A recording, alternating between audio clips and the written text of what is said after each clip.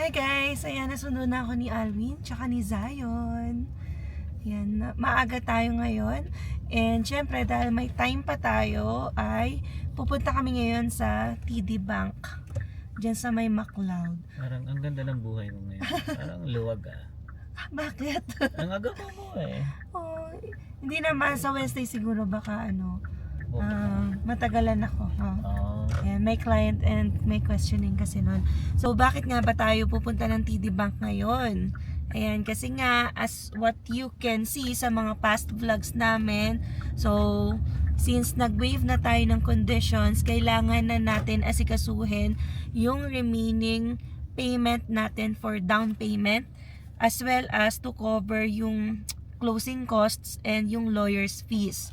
So, yung pera natin, ayan nga na vlog natin, ay nasa FHSA. Ayan, kailangan na natin mailabas yon. I think it will take some days din, like 1 to 2 days daw, para maiprocess yung paglalabas ng money from your FHSA account. Ang maganda sa FHSA account, no, ito yung mako-compare ko lang sa RRSP kapag gumamit ka kasi ng pera sa pagbili ng bahay. Sa FHSA, walang holding period. So, kahit dineposit mo siya ng 1 week or 2 weeks ago or 9 months ago, okay lang, counted siya na like money that you can use for your down payment and other expenses kapag bumili ka ng bahay.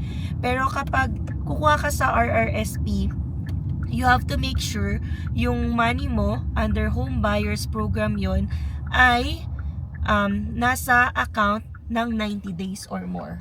Yan, 'di ba? So dapat hindi lang kakalagay or kakadeposit mo ng money sa RRSP account mo. So ngayon, sa TD Bank kasi kami naglagay ng FHSA money. So, kahit nag-open kami sa Scotiabank, yan, doon na lang. Pinili na lang namin isa para pag nag-close din kami ng FHSA account, isa na lang yung aasikasuhin namin. Kasi, alam ko may charge din yun eh, kapag nag-close ka. Yan, para yan mailagay sa iyong account.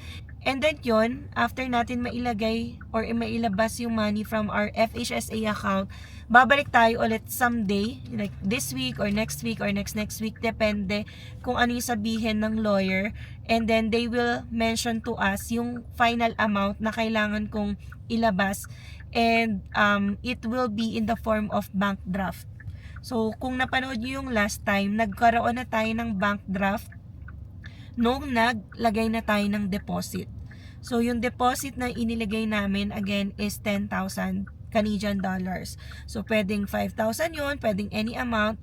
Yan, pero kami, yan, nag-decide na rin si Kuya Daniel, yan, for our firm commitment sa seller, ay nasa 10,000 dollars yun. So, ibig sabihin, mas konti na lang yung ilalagay namin for the remaining down payment, pati na rin yung closing costs for the lawyer. Kasi yung 10,000 counted na yun sa down payment. Yan. So, yun again, yung in terms of bank draft, yan, ma-share ko na lang din, may processing fee yung bank na $9.95. So, almost $10 na rin. So, dito, sa paglalabas ko ng FHSA money, so hindi ko pa alam kung magkano yung processing ng bank. So, hopefully naman, hindi ganon kalaki, no? And, yun, later on nga, babalik tayo for bank draft kapag meron na tayong final amount from the lawyer. So ngayon, ano bang date ngayon? June 2. And I think late upload na naman to. Gusto lang namin i-document to. So alam ko meron ng idea yung iba, pero at least 'di ba, ma-share namin yung journey along the way. And kasi syempre pag real estate market, nakikita mo naman din yung update sa properties. Yan, may mga sari-saring websites dyan na pwede nyong i-check. So, yung iba, ayan, naging excited na nakasilip na sila sa properties. Yan. Kasi they are familiar then with the street and then with the community. And kaya na-trace na. So, madali lang naman kasi i-trace yun. Madali lang naman. Tsaka, maraming Pinoy sa community na yon. Kaya kung ano man yung update na, kung kailan man namin to na-upload, so that's it, okay na yon. Pero at least na i-document lang namin yung ginagawa namin as of today. Ayan, so June 2 ngayon, pupunta tayo ng bank for FHSA. Alright, nandito na tayo sa Chinook Mall parking.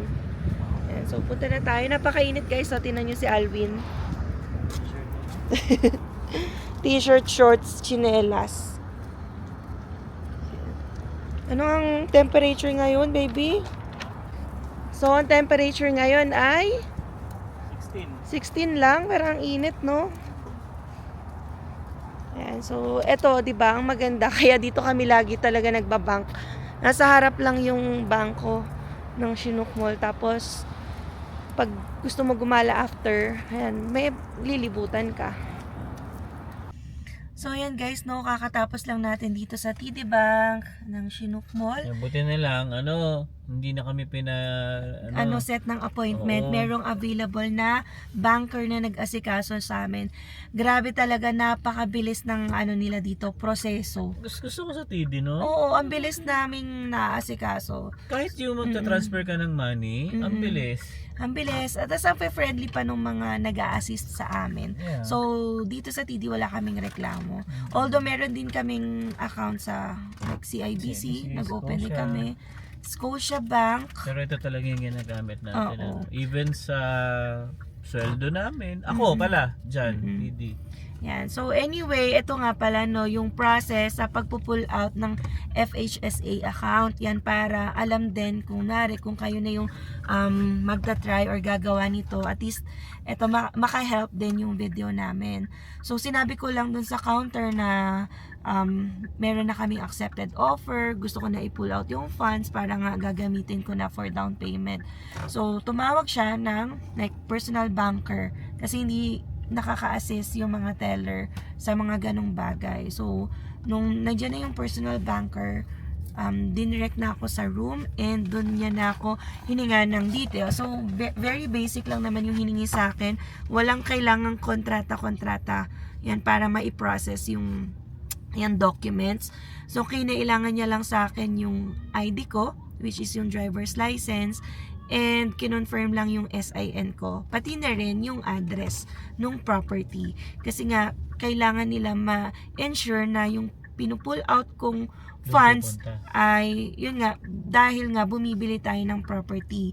Kasi nga, meron ditong tax deduction yan later on. So, gusto nila ma-ensure na qualified tayo to make a withdrawal sa FHSA. So, ito yung 7 questions na dapat sagutan namin. So, first one, resident ka ba ng Canada? So, yes, we are residents, although temporary residents pa lang. And then, number 2, will you remain a resident of Canada until you acquire the qualifying home being bought or built? So, yes, ang answer natin, syempre yun nga, we will remain a resident of Canada until the date ng possession. So, pangatlong question, so at any time during the period ba, beginning January 1 of the 4th year, before the year of the qualifying withdrawal, which is today. So, and ending 31 days before the date of the qualifying withdrawal, did you own or jointly own a home that you occupied as a principal place of residence? Kasi nga, yung FHSA ay first time home savings account. So, dapat ina-ensure nila talaga na you are a first time home buyer. So, at least yun nga, 4 years before this date. Ayan. So, ang sagot dapat doon ay no. And then number 4, do you have a written agreement to buy or build a qualifying home? So, meron na po tayong accepted offer and yan yung written agreement natin. Panglima, is it indicated in the written agreement that you will acquire the qualifying home before October 1st of the year? Yan, after the year you made your first qualifying withdrawal. So, of course, yan it will occur ngayong June. Kaya, ang answer natin dyan is yes. Pang-6 na tanong ay, did you own the qualifying home that you bought or built for more than 30 days before making this request? So, syempre, hindi pa natin na bibili yon. Kaya, dapat ang sagot dito is no. Yan, para ma-qualify tayo for withdrawal. And finally, do you intend to occupy the qualifying home that you are buying as a principal place of residence no later than 1 year after buying or building it? So this is the question nga, ensuring that you are intending to make the house as a principal place of your residence. So dapat ang sagot dyan is yes. Kasi otherwise, hindi kayo makakwalify for withdrawal from your FHSA. Yes, dalawa nga yung forms na binigay sa amin and pinapirmahan. So, one is for TD Bank. So, internal lang yon, syempre para mailagay yung FHSA na money doon sa aming main accounts. And then, another form for government. So, sa CRA ito. Kasi nga, as what we have mentioned, merong tax deduction or tax deductibility component ang FHSA. So, kung magkano yung nilagay nyo dito sa FHSA nyo, yan, i-deduct yan for your taxable income next year or in the next years na gusto nyo, kung gusto nyo kailan i-claim yung tax deduction. So, yun, diba? Ang ganda rin ng FHSA na registered account. So, merong benefit para sa atin na first time home buyers dito sa Canada. So yun yung nakakatuwa. And yes, ito yung experience namin sa TD, very smooth, 'di ba? Sabi niya, antay lang kami ng 2 to 3 days. Very late na kung yung Friday. Yeah. Yan. Pero sabi ko, we are not rushing naman. So we have ample of time kasi 3rd week pa naman ng June yung intended possession date natin. Yes. Tsaka siguro banggitin mo na rin yung email sa atin kanina. Good news yun. So very good news. Ayan o. Ngayon lang mainit-init pa. Nag-email ang aming broker, yung lender namin. So ang title no, hindi ko naman sasabihin lahat. Pero sabi nga, file complete.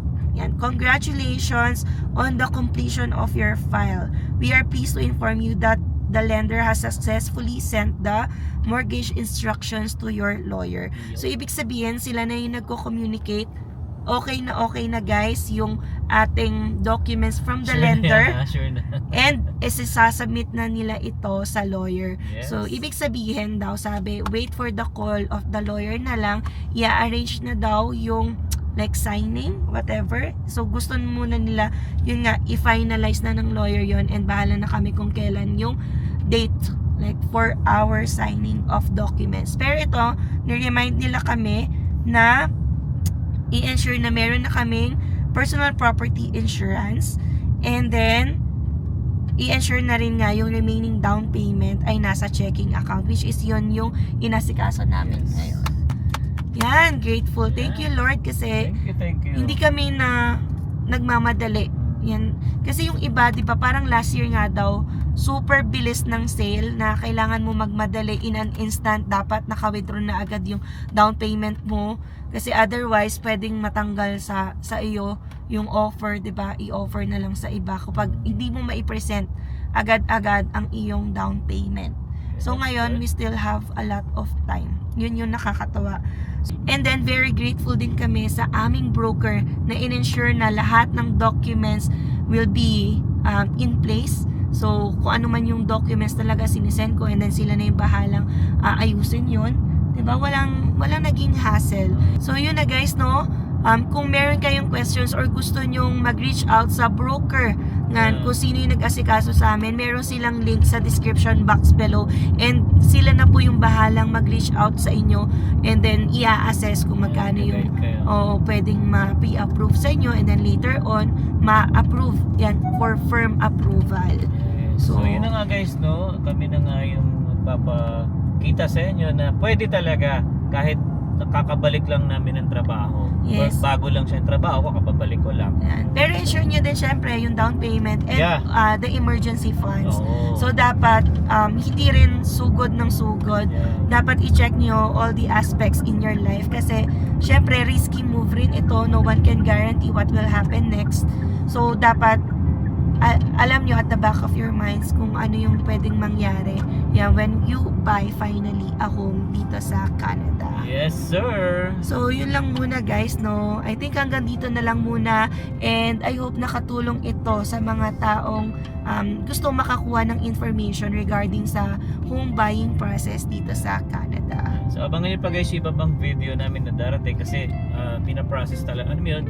One by one, every step. Pinapakita talaga namin sa inyo yung Sunod-sunod ng process namin dito sa pagbili ng bahay sa Canada. Yes. Alright, so yeah, I think hanggang dito na lang. Sa mga hindi pa po nakasubscribe, you can consider subscribing po and don't forget to click the notification bell para updated din kayo sa aming latest video uploads. So yeah, we'll see you again on the next one. Peace!